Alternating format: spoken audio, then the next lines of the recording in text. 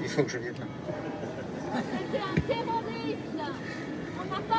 Monsieur le Président du CRIF, mon cher Jérôme, Monsieur le Président du Consistoire, mon cher Maurice, et je dirais, chers Niçoises et chers Niçois, chers Azuréens, chers amis des Alpes-Maritimes, tout à l'heure avec mon épouse Laura qui m'accompagne, nous regardions les images du Trocadéro. Et le maire de Nice veut vous dire cet après-midi sa fierté en regardant sa place du palais de justice. De vous dire qu'en venant ici, je me demandais au fond de moi-même si je ressentirais, en regardant la place du palais de justice, la même fierté que la mobilisation de milliers de Français avait donnée en se trouvant place du Trocadéro à Paris cet après-midi. Eh bien oui, cet après-midi, je suis fier. Fier de Nice. Fier des Niçoises et des Niçois qui, au-delà de toute confession, sont présents sur cette place du palais de justice, par milliers.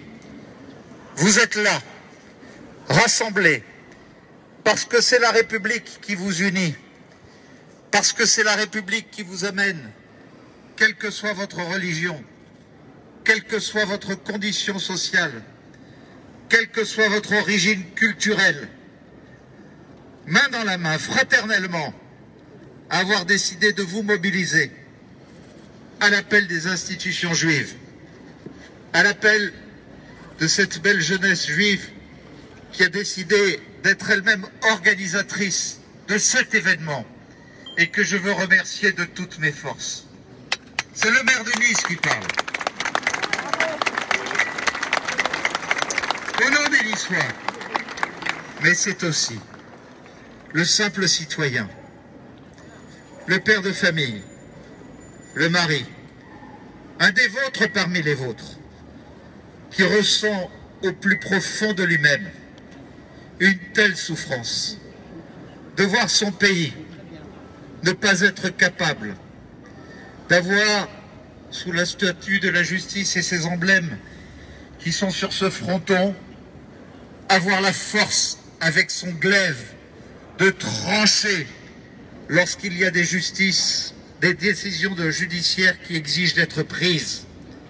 Et je demande à ce glaive désormais de trancher chaque fois que cela sera nécessaire pour que la justice de notre pays et notre pays retrouve la grande histoire qui est la sienne, celle de la justice, de l'équité à l'égard de chacune et de chacun de ses concitoyens.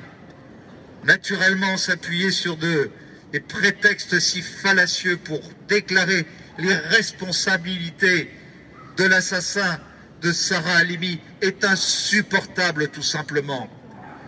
Comment dans un pays on n'est pas capable de condamner ceux qui ont brûlé des policiers dans une voiture ou une femme policière hurlait au secours en disant qu'elle avait des enfants?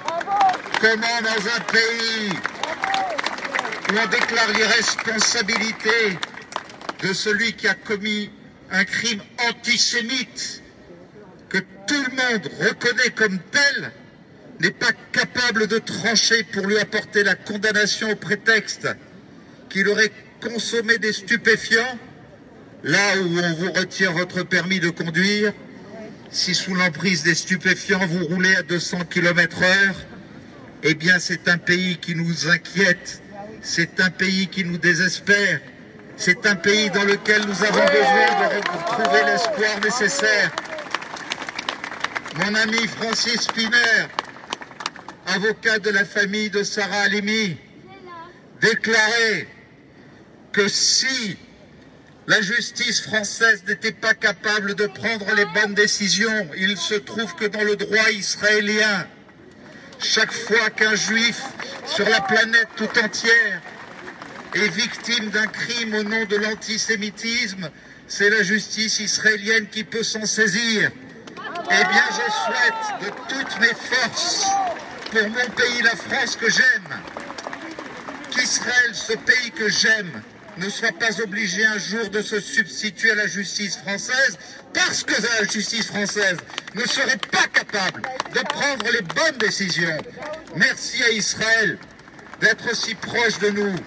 Merci à Israël d'être cette référence dont nous devons savoir nous inspirer.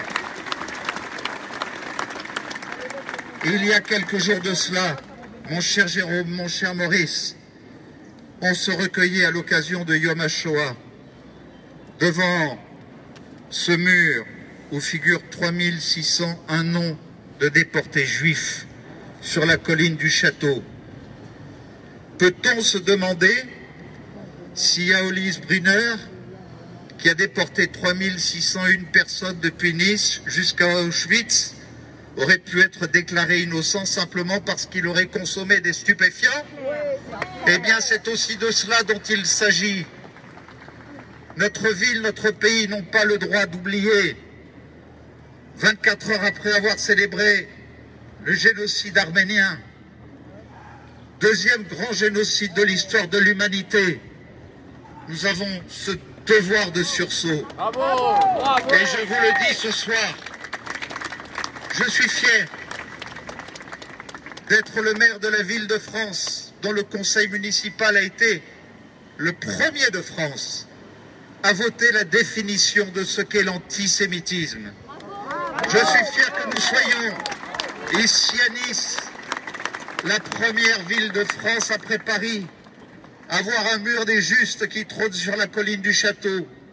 Je suis fier d'être le maire de la première ville de France qui, après Paris, est un mur des déportés que nous avons inauguré il y a un an de cela.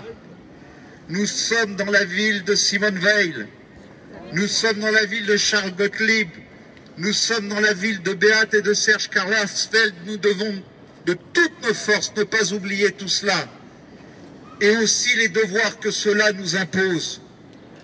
Alors naturellement, on doit dénoncer la barbarie islamiste et les crimes qu'elle a accomplis dans notre ville comme ailleurs, et celui qui s'en est revendiqué pour Sarah Halimi. Mais je vous le dis autant aussi parce que tout cela me fait tant souffrir au fond de moi-même. L'antisémitisme, ça n'est pas que la barbarie islamiste, mon cher Jérôme. Malheureusement, depuis de trop nombreuses années, la République française est gangrénée par l'antisémitisme qui vient de partout, et de toutes les natures, et de toutes les religions qui ne se reconnaissent pas dans le bien contre le mal. C'est une réalité qu'il faut dire et qu'il faut dénoncer. La population juive dans notre pays, c'est 1% de la population. Et 50% des crimes xénophobes et racistes sont commis à l'encontre de la population juive de France. C'est cela l'antisémitisme sous toutes ses formes qu'il nous faut combattre pour mettre un terme à ce qui fait honte à un pays comme le nôtre dans notre ville. Jumelé à Netanya, engagé de toutes nos forces dans nos partenariats avec Israël, où nous revendiquons ce combat de tous les jours contre l'antisémitisme et que je veux voulu ériger comme un de nos premiers combats dans toute l'éducation que nous menons de partout et dans tous les quartiers de la ville. Je vous le dis, nous ne lâcherons rien. Nous continuerons notre combat. Nous continuerons à rassembler. Nous continuerons à éduquer dans les écoles. Nous continuerons à sensibiliser. Et je continuerai à partager au quotidien ma vie avec ma famille parmi chacune et chacun d'entre vous au nom de ce combat, parce que c'est le combat que nous devons à tous nos enfants, quelles que soient leurs origines, parce que nous voulons que tous les enfants de la République française, tous les enfants de Nice, tous les enfants des Alpes-Maritimes puissent grandir côte à côte, dans ce respect de la différence de l'autre, et en comprenant combien depuis 2000 ans, l'antisémitisme sur la planète est un des fléaux les plus ravageurs qui soient, et auquel la République a le devoir de mettre un terme par les lois les plus fermes qui soient, pour que ce soit un des crimes les plus condamnés qui puissent être dans les textes de la République française. Du fond du cœur, niçois et niçois, azuréens et azuréennes, merci d'être aussi mobilisés cet après-midi. Vous êtes tout simplement la fierté de Nice et par là même, nous donnons à Sarah Halimi, à sa famille et à tous ceux qui sont victimes de ces crimes odieux d'antisémitisme, la dignité, le respect, l'affection, la compassion, la volonté d'unité pour montrer que le peuple de Nice, ce soir, comme ce peuple de France qui s'est mobilisé au Trocadéro, est à leur côté pour faire en sorte qu'un jour dans notre pays, le mot antisémitisme soit rayé définitivement et que plus personne ne puisse s'en revendiquer sous quelque forme que ce soit. Merci d'être ce que vous êtes. Merci d'être parmi nous cet après-midi. Merci d'être à Nice, grande ville de France, amis des Juifs, amis d'Israël. Merci d'être réunis dans cette fraternité. Nous nous sentons ce soir tous juifs de Nice et juifs de France. Bravo!